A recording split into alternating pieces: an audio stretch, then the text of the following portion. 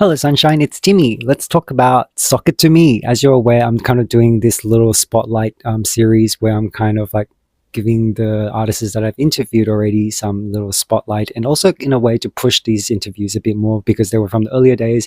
Maybe I didn't have as many subscribers, and not everyone can go through and sift through like season 1 and 2, as a lot of my early interviews are from. And they are on the channel, luckily, already on YouTube. So I will basically put them in a related video section, so you should be able to see them and link directly to them. But I'll also link them in the description below, just in case. But Sock It to Me is a really, really cool guy. He got the name from, apparently people used to sing that a lot in a lot of music artists that he listened to. They'd be like, Sock It to Me. You know, it's kind of like one of those, like, I guess, like, what's the word for it? Someone just told me the other day. Like voice stems. It's kind of like one of those things, I guess, in a sense. Sock It to Me is a sort of alternative indie pop artist. He's very, very cool. He has a very personal personality, very warm, very genuine, and very, very easy to talk to. He's very sort of like, just kind of like talking to a mate, you know, like when you talk to him, it really feels like you're just kind of meeting a friend and having a good chat. And his music is very, very unique. It has a very specific sound to it. It's quite funky, it's groovy, it's a bit pop as well. So it's really, really kind of like easy to kind of go into mainstream, but it's also got that unique quality to it. Especially its lyrics are kind of like fun and kind of a little bit abstract, just the right amount. And he has so many fun ideas. Like Dum Diddy is one of my favorite. It's just got such a catchy chorus, and like, go Dum Diddy Dum. And Let Me See Yours is also a really cool one that I highly recommend. And he's also doing some really cool remastered songs. And you know, initially I've never been that into remixes and stuff, but remastered songs by him have been rather eye-opening, and has actually caught my attention to kind of like experience a song completely differently. And I know that's what a remix is, but you know, it's just I haven't really considered actually experiencing it properly. And I have been really enjoying the experience so far. So good work, Sock It to Me. And he has been very gracious every time when we do interviews. The first time when we did it, there was so many issues. The second time, which is like the one for season that I opened season 4 with, which I was hoping to do that because I owed it to him so much for taking a chance on me. And it was really funny. The first time we scheduled it, I ended up setting one alarm only, and just I think I was burnt out, so I fell dead asleep about 20 minutes past the interview, and he had to go and do other stuff. So he was like, well, I guess if you're not here, then I guess we'll have to reschedule or something.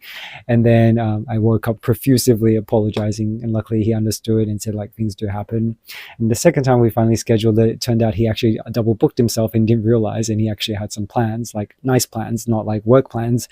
So, you know, of course I couldn't say anything about that. And I was just like, well, I'm not saying anything because considering what happened before, I was like, I don't think I'm in a position to say anything. And I'll say, but you go enjoy yourself. And then the third time was third time the charm. Went really well. I knew exactly what I was doing, and I knew exactly what questions to ask, and I had a really fun time introducing him to Shui. So definitely check out that recent one. It's really, really funny, and just bear in mind the quality difference is huge. And the quick story behind what happened there with like the 2 versions from the first interview. One I had to edit because it kind of like probably made a bit more sense in my opinion for like the answers lining up, because it was just so choppy with all the recording, and I think it was cutting out and stuff. I don't know why.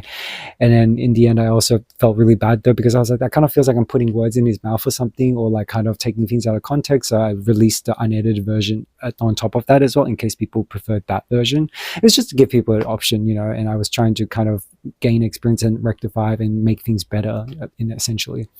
But yes, his music is incredible. And you know, in the beginning we even talked about like social media, kind of like trying to make videos. His most eye-catching kind of like thing was, his thing at the time was he would do multiple versions of him like in one video, which wasn't like a completely unique original concept, but it really, really worked for his style.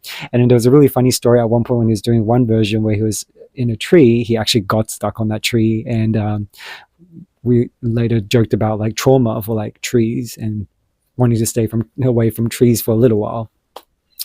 Anyway, really fun guy, just really all around, like, you know, humble and hardworking, and just a person who you can tell like truly, truly loves music. And Dum Diddy, please go support that song, because it didn't have much promotion around it because unfortunately it was actually misinterpreted by a lot of people as soon as it came out that there was probably there's a controversy about Diddy, right? And the artist, and I didn't know about it either because we both, he and me, were both not really mainstream sort of people or follow the mainstream artists, and so the controversy was just right over our head. We have never even heard about it.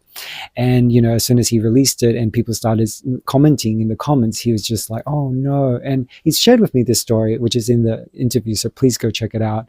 It was this lovely story about how quickly the lyrics had come to him, how that quickly everything was put together because it was so natural and it was such a special song to him.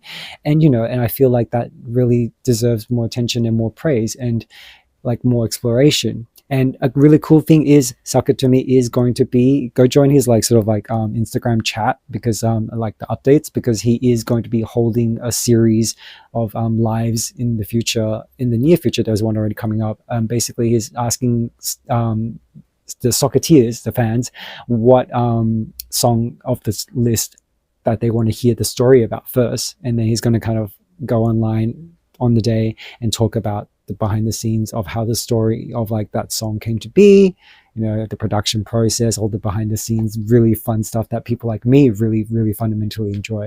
And I believe you enjoy a lot as well if you're following this channel, because that's how I do my interview styles, very, very music focused and the artist focused. But yeah, so let's not ramble on anymore, but that's pretty much the spotlight for Suck It To Me. He has an amazing voice as well, and he can really, really adapt to like the song. And sometimes he sings in like really those funky ways, like I can't do it, but you get my point. Anyway, talk to you guys next time. Bye.